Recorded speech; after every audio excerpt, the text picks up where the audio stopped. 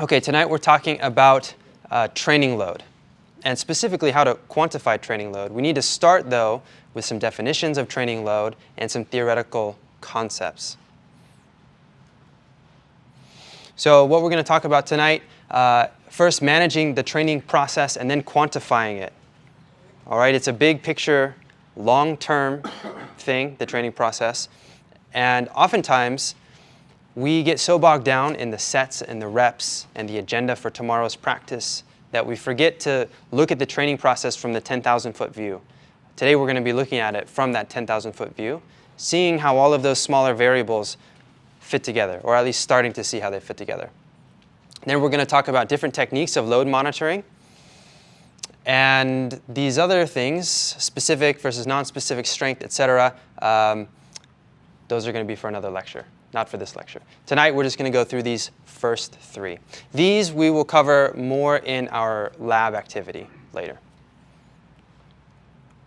Okay, so first, managing the training process. And we can't start to talk about the training process before first talking about the General Adaptation Syndrome. Okay, the General Adaptation Syndrome was developed by Hans Selye in 1938, or at least it was first proposed by him in 1938. He was an Austro-Hungarian, I think, physiologist. And he essentially posited this thesis that stress is the common denominator of all adaptive reactions to the body. And I don't just mean mental stress, not just psychological stress, but any type of stress, general stress, hence General Adaptation Syndrome, abbreviated by GAS. The GAS, or the General Adaptation Syndrome, has proven to be an instructive framework for understanding the mechanistic process of providing a training stimulus to induce specific adaptations that result in functional enhancements. Okay, so that's the application of the GAS model to sport training. Now, his research was not with athletes, his research was with rats, and he would subject them to electric shocks or burns or starvation or like psychological distress. It's kind of sad for the rats. But he noticed that they all went through these three phases. We had the alarm phase at first. After the implementation of that stimulus, whatever it was, whatever stressful, or he called it noxious stimulus he presented them with, they went through some sort of alarm where their body systems, and we could think of that as performance, they all suffered, they all declined. Okay, they were worse off acutely. But then, in the presence of continual stress, after time, they went through this resistance phase where their body mounted an adaptive resistance to the stress being applied to them. Okay, and for us, we can think of this as the supercompensation effect. We can also think of this, though, as that training effect that we do call adaptive resistance, whereby the same training activity doesn't make you quite as fatigued or as sore the second, third, fourth, 100th time it's applied.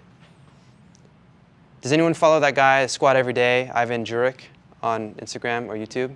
No? No? None of you? For real? Okay. Have you heard of the Squat Every Day program or the Bulgarian-style training programs where they would these weightlifters, Bulgarian weightlifters, would max out on their lifts, snatch, clean and jerk, back squat, front squat, 2, maybe 3 times a day, and would just continually do that?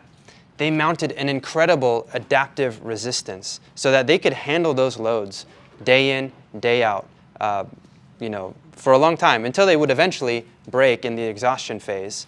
They had a lot of pharmacological support, but eventually, even with that, they would break. The reason I brought up Ivan Juric and Squat Every Day is because he's building up an incredible level of adaptive resistance. And what's really cool is you can watch the entire thing play out over the last 600 days. He squatted every day. So this resistance phase is important because this is where all of the adaptations occur. But you have to present continually higher and higher and higher stresses. This is the principle of overload, right? If we don't overload, we eventually plateau, and we're not going to improve strength until we increase the level of the stimulus. But eventually, the rats cannot handle further increases in stress, and then they die. And that's what happens in the exhaustion phase. Okay? So if you go into the weight room and you do 10 by 10 back squats at 105 of your 1RM every day, you're probably going to hit this exhaustion phase pretty quickly. Okay, and that's this is not only on an acute timeline where we have the acute response, which is fatigue, and then the recovery, and then the adaptation, followed by involution, or potentially overtraining if we continue too much of the stimulus. But this is also the long-term response of an organism to stress, with the accumulation phase, where we see a decrease in overall performance during, let's say, off-season training, during that hypertrophy phase, during a high-volume training block. For endurance runners, during their base period of training, they're not going to be very fast. A powerlifter is not going to be very strong when they're in sets of 10. Followed by transmutation, where we start to creep back up because of maybe a reduction and a change in the specific stress being applied. And then finally, a realization, where we have that supercompensation effect and improved performance. Then if we stop training, or if we train too much and too hard and with too much overload, then we get into this exhaustion phase. Okay? Does that make sense? The General Adaptation Syndrome, it applies to all organisms with any stress, but we can apply it to sport training to give us a good theoretical starting point for developing the rest of our training theory. Now, further work was done by Morton et al., and they developed mathematical models of the training response. This was done with runners, with distance runners, and essentially what we're seeing in these curves, you'll notice it's kind of a confusing looking graph, but if you look at an individual curve, it looks very similar to the alarm, resistance, and exhaustion phase. However, do you guys see those upward waving lines that sort of plateau and then dip down a little bit, starting at 10, 20, 40, 60, 80, 100? What this is modeling for us is what happens if you present the same training stimulus for that many days in a row and then you stop. Okay? So this is 110 days of training, the same training volume and intensity every day. And if somebody was to stop at day 10 and rest and recover, their performance they would recover and they would supercompensate, and then involution or detraining would occur, and they would end just a little bit higher than where they began. If they went 20 days, they would end a little bit higher than that, 30, and so on. So there's a much bigger alarm phase or depression in performance the longer you train, but also a bigger supercompensation effect. And we see this dotted line is like the apex of each of these curves.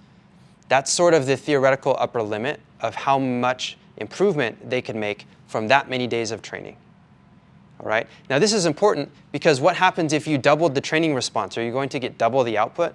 No, because there's a law of diminishing return. We see all of these are asymptotic, meaning that they don't just go up forever linearly. They all level out and plateau. Okay, let's move on.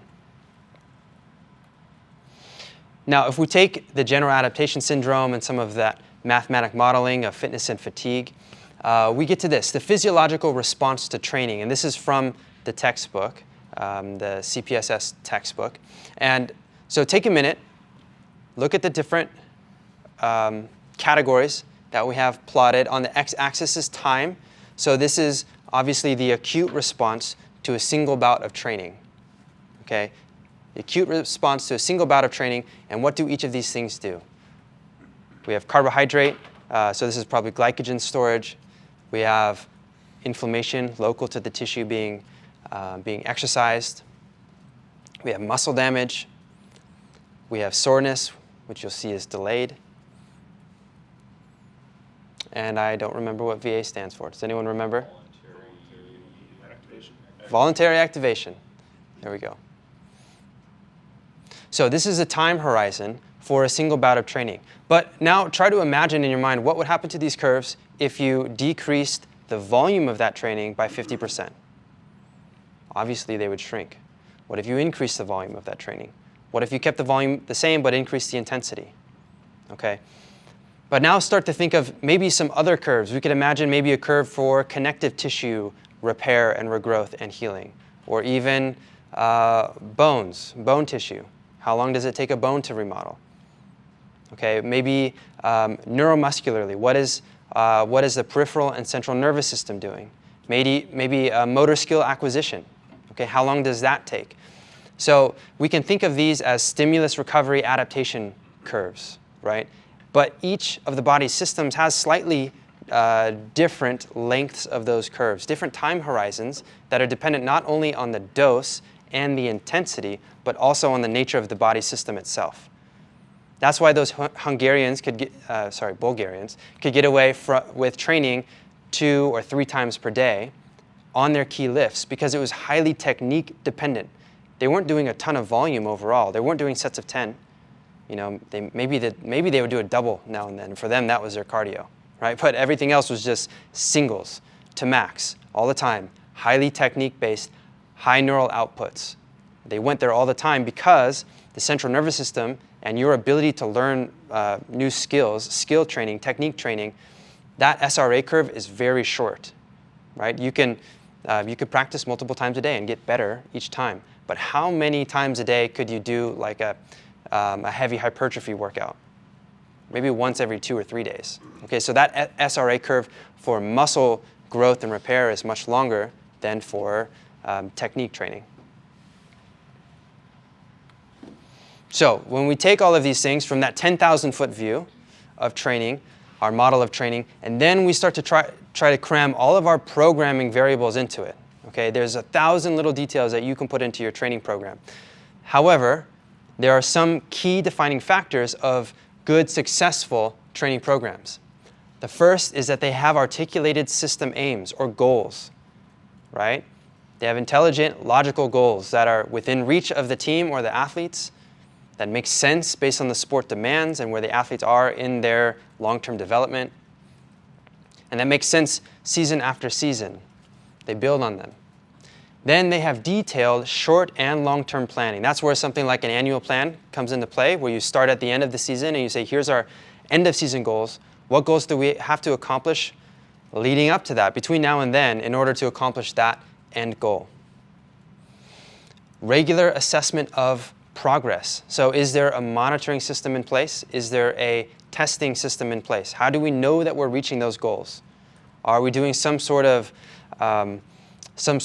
testing day where the athletes know, hey, this is when we get assessed on our technique or on our tactical preparation or on our strength or our endurance, right? Luckily, games or matches or competitions are sort of a built-in form of assessment, but those don't assess everything, right? You can't always get a sense of a soccer athlete's strength or power or explosiveness just from watching them in the game, right? Maybe they're the goalie and there's no shots on goal, so they didn't have anything to display.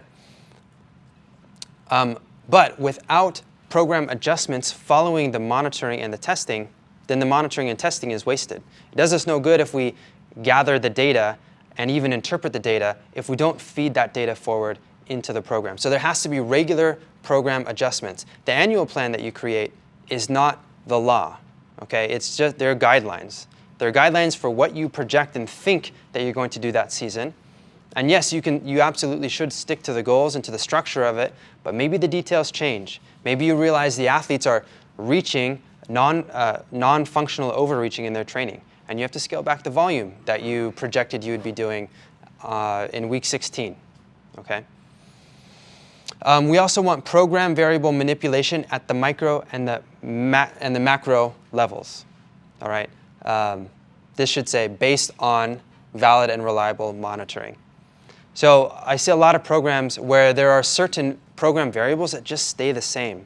Like maybe they have good undulation, or rather a good sequential set and rep scheme that matches the fitness characteristics that they say their goal is to develop. So in the off season, maybe it's strength endurance, and then during the transmutation phase of their annual plan, maybe it goes to sets of 5, and so it's more basic strength with some plyos thrown in. And then during the competition phase, maybe it's, I don't know, max power or something, and it's sets of 3 or 2 at a submaximal load, so you can do it for speed. I'm just making this up off the top of my head. But let's say that they just keep back squats in the whole stinking program for 32 weeks long or 52 weeks long, however long this annual plan is going to be. That's one program variable that they're not intentionally manipulating. Okay, and maybe it's a power lifter or something. So yeah, you want to keep back squats in, but are we exploring maybe other exercise selections that could actually amplify or augment your ability to perform the back squat, or that takes you out of doing your competition back squat all the time and therefore incurring the same wear and tear on the same joints all the time.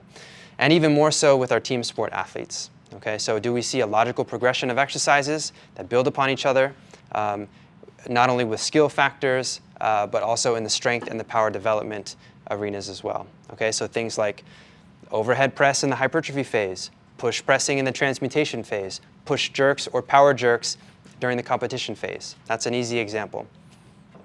Okay, and then finally, a valid and reliable monitoring system combined with coaching expertise. So as a sports scientist, we should never tell the sport coach what to do. It's their arena. They're at the helm when it comes to steering the ship. We are just the navigators, and we'll say, hey, the North Star is that way, not that way. Like, you can still go that way if you want. We help them to make informed decisions, but ultimately they are the experts for the tactical and oftentimes also the technical aspects of the sport. Okay, we just get their athletes ready to show up and then keep them ready.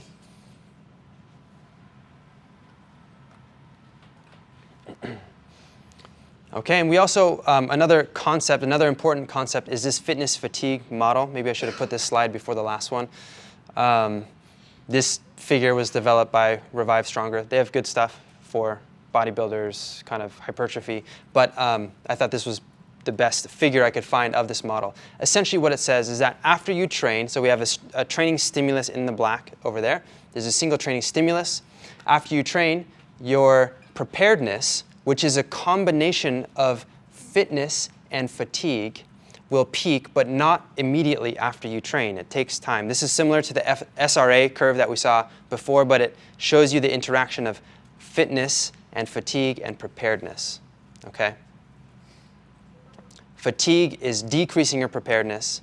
Fitness will be increasing your preparedness. Fitness is highest right after you train, but it's masked by your fatigue. Okay? Fatigue will always mask your fitness. The good thing though, and this is the reason why we adapt, we hold on to our fitness longer than we do our fatigue. Okay, we hold on to fitness longer than we do fatigue. So fatigue will eventually dissipate and we'll still have some of that fitness left from the training session. And that's when we optimize preparedness. Okay, so this is all well and good. We've looked at a lot of sort of concepts, big, broad, overarching concepts, but how do we actually begin to quantify some of this and know that we're taking training in the right direction for our athletes? Okay, and that's when it comes to actually quantifying the training process. Now, probably the most important thing that you could quantify as a sports scientist is going to be the training load of your athlete. Okay, and there's different types of training load measured in different ways depending on the sport that you're dealing with. Two types of training load, or at least two classifications, are external and internal training load. External training load refers to what an athlete has done. It's an output of the athlete. Distance or speed of running, kilograms lifted, number of contacts, accelerations and decelerations. All of those things that you can measure that are an output. Internal load is more what's happening physiologically, what's happening on the inside. These are things like heart rate response to training, whether submaximal, maximal, resting heart rate, HRV, but also perceptual. So things like session RPE also falls into the internal load category. Now, related to training load, but specifically to external load, we have our different types of positioning systems. Global positioning systems, which we're all familiar with because we all have them in our pockets, in our phones, and a lot of other devices now. So GPS. In sport, these are combined also with IMU, or inertial measurement units, that not only help to triangulate an athlete's position on the field, but can also tell acceleration and deceleration and whether contact has occurred, vertical oscillation, and other things like that, right? So oftentimes the GPS system is only functioning at 5 to 10 hertz, so 5 to 10 data points per second, which often isn't quite precise enough to give us the data that we want to know that's happening in a split second. So we have these other inertial measurement units or accelerometers in multiple axes. to help us to determine things like player load, which we'll see on the next slide. There are also, though, local positioning systems. These are less often talked about because you need an expensive array of either cameras or RFID systems, right? A radio frequency identification system in your arena. It has to be built into the arena, and then it can tag the players. So this works better, say, for basketball, whereas GPS works better for soccer. All right?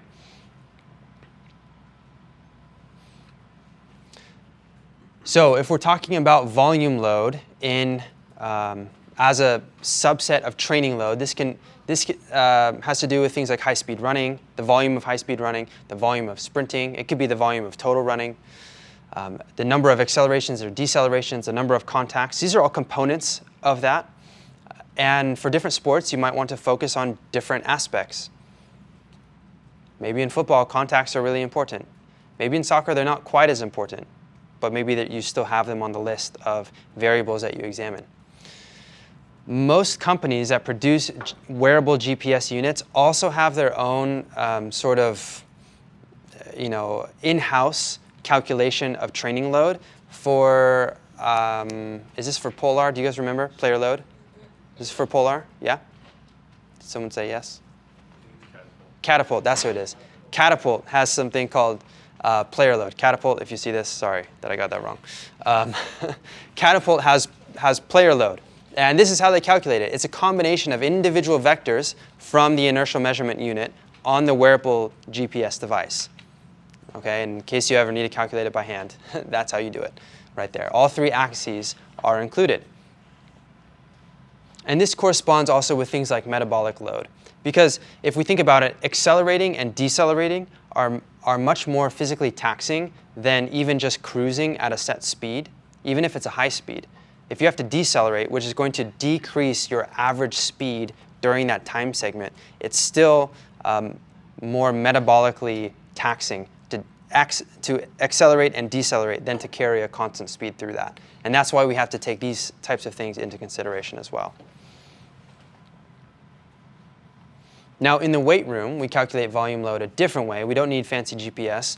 We typically just need a calculator or a spreadsheet, and sometimes some sort of displacement measuring device. So different ways to calculate volume load, and I put an example here to show you the different outcomes if you calculate it different ways, because sometimes it can be misleading. So we have the typical load times reps, and that's times total reps, not times just the reps in a set. So if you're doing 3 by 10 that day, it would be 30 total reps times the load that you lifted for each of those reps.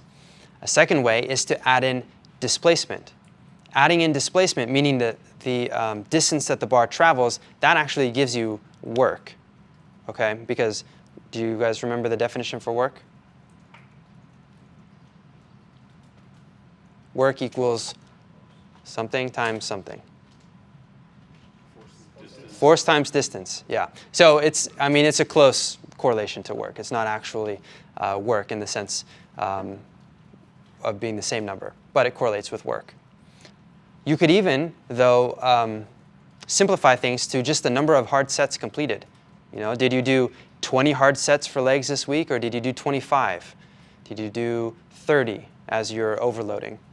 So there's a number of ways to do it. I calculated for each of these 3 exercises, back squat, bench press, and shoulder shrug, just a hypothetical volume load calculated for each of these different ways. So we can see with load times reps, back squat has the highest, followed by shoulder shrug, followed by bench press. But when we include displacement, then it's back squat as the clear winner because of all of that displacement, because this person squats fully to depth, like all of you should. Then followed by bench press, then by shoulder shrugs, because those movements are have very small displacement. So RPE is on a 1 to 10 scale, but it's anchored to these subjective descriptions or these qualitative descriptions of the pain or discomfort that you're feeling. Okay? So a jump from a 1 to a 2 is not the same as a jump from a 9 to a 10. It's not a linear scale, and it's anchored to these qualitative descriptions. When we talk about session RPE, or S, little s, then RPE, if you ever see that's the RPE for the entire session. Okay, but we could also talk about set RPE or rep RPE. If you're in the weight room and somebody does a heavy set of cleans, let's say like 3 power cleans or something, And you could say, hey, what was the RPE on that? And they say, RPE 7. So you say, okay, let's go up a little bit. Or they say, oh, that was like a 9.5. And you say, okay, let's go down a little bit, depending on your goal, right? So that's for individual exercises, but session RPE is typically what we use to quantify the training load. We also have training impulse, which is a little bit different. This is the heart rate response to exercise multiplied by the duration of the session. That's the main way to calculate TRIMP. However, session RPE multiplied by the duration of the session may correspond a little bit better to training load, or at least as found by Haddad et al. In 2017. So that's what we typically use. And also because oftentimes we don't strap heart rate monitors to everybody during the session, although if you do, you could very well calculate training impulse as well.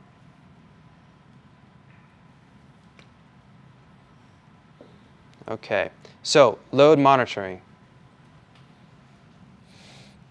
So what are some actual techniques to monitor load? We've talked about what is the training process from a big picture. We've talked about the different ways to measure training load. But now, aside from GPS, because we're not going to play around with GPS today, what are some different ways to quantify training load by looking at fatigue and assessing how fatigued is the athlete? So we're not going to be, at least in today's class, we're not going to be looking at training load overall, but maybe more the after effects, the fatigue response to training load. So the first thing we could do is to look at neuromuscular tasks. And these are three of the most often reported in the literature and most often used in a practical setting. The first is a counter-movement vertical jump, which we'll be doing today in lab. The next is an isometric mid-thigh pull, and then finally sprint tests. Okay? The reason why these are neuromuscular indices and why they're good for assessing fatigue is because none of them are very fatiguing themselves. You know, sprinting 10 or 20 meters is not too tough. An iso pull lasts only 4 seconds, and a vertical jump lasts even less time, maybe half a second. And so it doesn't incur a huge fatigue cost to the athlete. But all three of them are sensitive to fatigue, to the presence of fatigue, whether that's delayed onset muscle soreness, whether that's reduced motor output from the central nervous system, whether it's reduced peripheral output, whatever it is, they're sensitive to fatigue. And even if the primary output, let's say like in a counter movement vertical jump, even if that is robust, like jump height, so for instance, well-trained athletes can typically maintain their jump height even when they're fatigued, but they do so in a different way. They utilize a different movement pattern to achieve the same jump. So they might have a longer time to take off, right? Or a deeper counter movement because they have to generate that impulse somehow, and they don't have quite the elastic and the stretch shortening qualities that they do when they're fresh, so they just take a longer time to generate it. And we can see that if we use force plates or if we use some sort of slow motion camera. Same thing with sprinting, same thing with isometric mid-thigh pulls. Okay, so we can use them to assess the readiness of the athlete and to tell if, hey, maybe we're subjecting them with too much training, or maybe they're really good to go and they're fresh, and maybe they could actually handle more training. Depends on the phase of the season that you're in and your goals for that phase.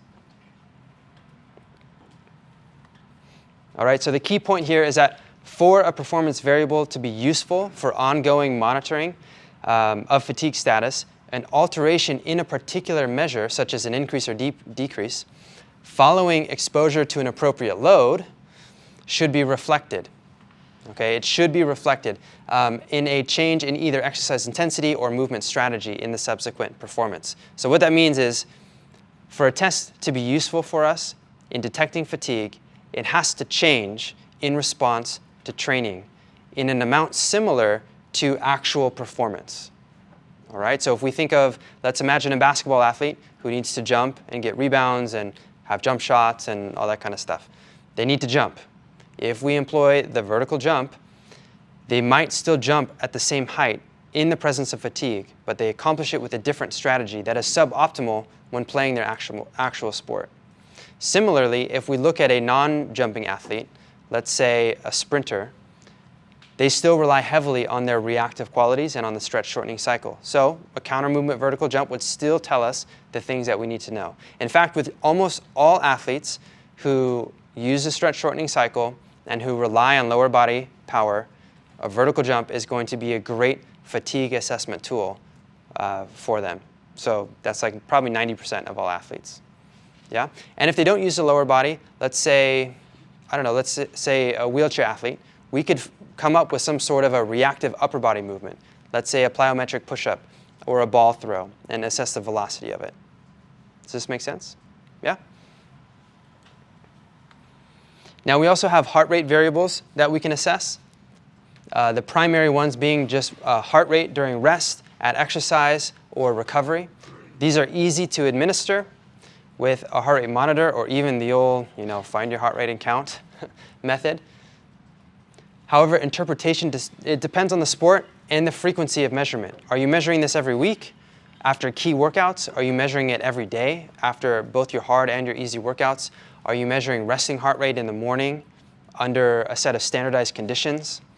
And how reliable are your athletes at actually tracking that? We also have heart rate variability, which is a little bit more, a little bit trickier because it requires a wearable device. Okay, you can't find your heart rate variability without specific wearable devices. And the other tricky thing is that there is both inherent measurement error. We're still not really good at tracking HRV, but also the response to recovery and the response to overtraining in your HRV measures are similar. So you have to be able to parse out, well, are they recovered or are they just overtrained? All right? And finally, when we're talking about monitoring, as far as sensing fatigue and assessing that fatigue and then making changes in the program, we have to talk about this topic of invisible monitoring. Invisible monitoring is essentially, it's kind of like folding or disguising monitoring into, testing and monitoring into the athlete's actual training. So let's say that the athletes are working on max velocity for that day and they're doing flying 30s. And that's the training stimulus you intend to provide. Well, if you time those flying 30s, which you should time them, you can use that to assess their neuromuscular readiness. If you're going to be working on power in the weight room, you can have them jump, but just jump on the force plates. Or maybe as part of the warm-up they're doing that. Or as a coach, you're assessing bar speed, maybe with a gym-aware system. And because you keep good notes and you keep track of things, you or the sports scientist, you can know if they're in the correct velocity zone for the load that's prescribed for that day. And so this, while slightly less structured at times, it could seem, the fact that it's invisible to the athlete, not like you're hiding it from them, but it just blends in with the rest of their training. A, it's less obtrusive to them. B, it's less fatiguing because now you're not doing an extra test to assess them, you're doing their normal training. And C, they're not going to experience the same type of testing anxiety they potentially could experience when you're giving them a specific day of testing. Does that make sense? Yeah, so finding ways to incorporate testing and monitoring into the training process naturally it's not like we need to do that all the time, but it is definitely a good goal. When you can do it, do it. Okay? Any questions about that? Yeah, so sampling rates of different devices. That's really important when looking at the validity of the device. Validity being, is it measuring what you think it's measuring? So different devices like a force platform, the gold standard, or really the minimum threshold for good measurement on a force platform is 1,000 hertz, which means it takes 1,000 readings per second. The more readings it takes, the more accurate any instantaneous measure of the thing you're measuring will be. Does that make sense? So if it was 1 hertz, that would be 1 time per second, but a lot can change in 1 second. For instance, when you're sprinting, your foot spends 100 milliseconds of time on the ground if you're elite. For me, it's probably 200. So you don't even spend a full second on the ground. So if your device is only measuring at 1 hertz or 5 hertz or 10 hertz, it probably won't capture everything that's happening in that very, very fast movement. So the more hertz, the better. With GPS units, and I don't know what they're at now, but at least in the chapter and in the textbook and at the time of writing, it was most of them being 5 to 10 hertz. So they're not incredibly accurate. I mean, if you've ever worn a GPS watch and gone for a run, and you're doing like an out and back, that turnaround time when you like pivot, turn 180 degrees and go the other way, yes, you've decelerated and then you've gone the other way. But if you look at your pace on your GPS, it's like and then it falls to 0, and then it goes back up, and it messes with your pace. And so I always try to like loop around because I'm kind of anal like that, and I don't want it to fall down. I want an accurate measure, and it's just because it's 5 hertz or 10 hertz. It's not instantaneous. Or if you're like running around a track or doing a lot of tight turns, it's not going to track you super accurately because it's going like here, here, here, here, here, instead of a nice smooth line. The reason I don't have it for you before class, Yuki, is because I literally work on it right before class, and then I teach you. So, little peek into my teaching process. Dr. Goodin here, back from the lecture.